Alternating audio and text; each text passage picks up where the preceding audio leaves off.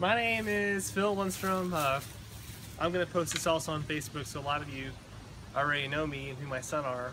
I just kind of wanted to put something out there that I kind of noticed has been happening in advertisements on Facebook about a certain brand of rattling product that looks like a fork.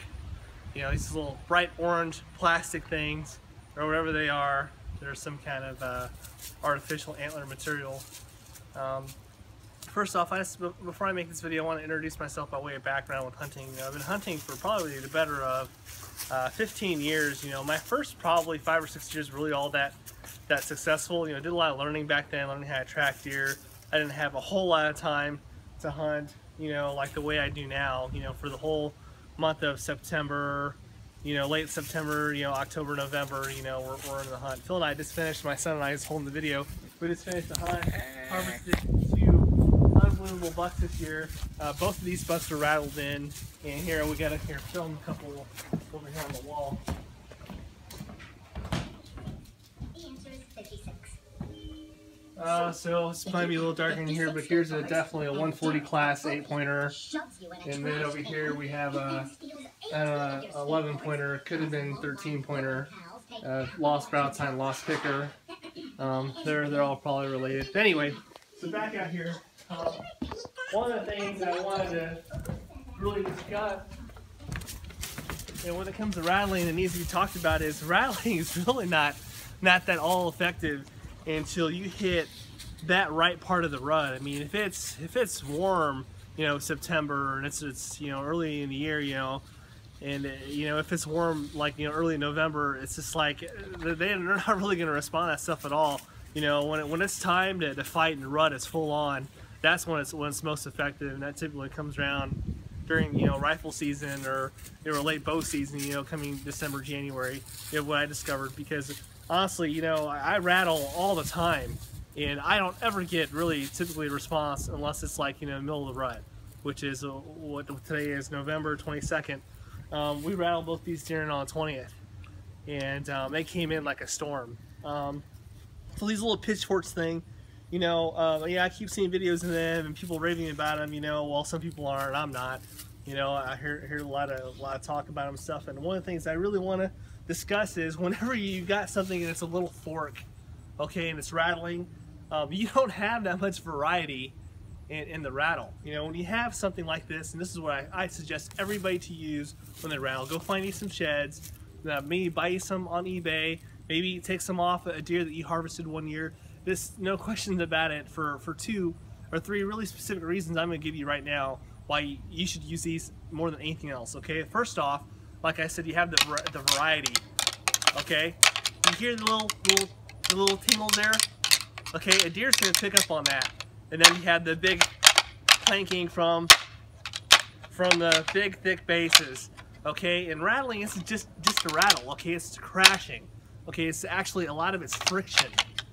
Okay, you want to rub these things together, because really, honestly, half the time when 2 deer are in a scrum like this, they're not. This isn't happening. They're actually, it's kind of quiet, and it's just little itty bitty motions. They're pushing each other around, where they're locked in. They're locked together, pushing each other around. So if you're sitting here doing this the entire time, like those 2 little forks, you know, don't get me wrong, you know, that might work. But if you got a smart, savvy deer, you know, the smarter deer, probably typically be the bigger deer, are going to respond to something that's going to sound more like the real thing all over the place. Okay, and when you do this stuff during the rut, if you're really working, you want to crash these things hard at least once, and I mean pick them up in the air and crack them things together. Okay, and give yourself little spaces, okay, where you're working them.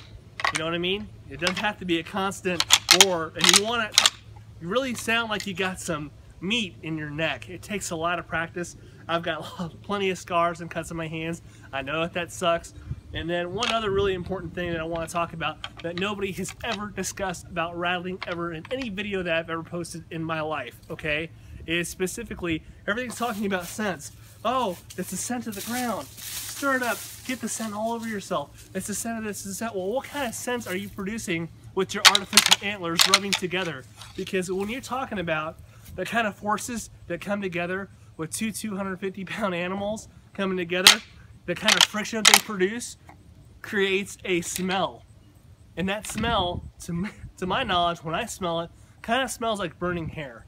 Okay, and that's enough for an animal to pick up on. You know, so if you're taking 2 plastic pieces of antler and you're friction them together and you're creating this burning plastic scent, you know, what the heck is that all about? If you're so fixated on smells, you know, you guys, I watched this video today, it's complete freaking garbage, where this guy's like, oh, you know, these 2 little plastic pitchfork antlers, rubbing them on the ground, rubbing on himself, then he's gonna go and make plastic burning smells. Okay, the smell of this, you can smell it right in front of your face. I'm almost done, baby.